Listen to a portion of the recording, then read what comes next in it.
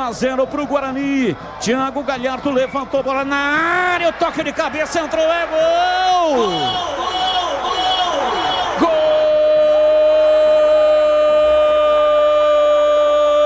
Gol do Goiás!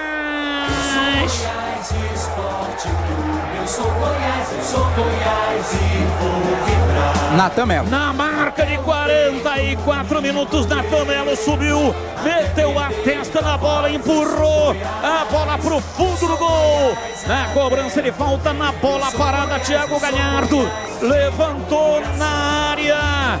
Todo mundo falhou. E aí, Natan Melo, camisa 70, empata o jogo.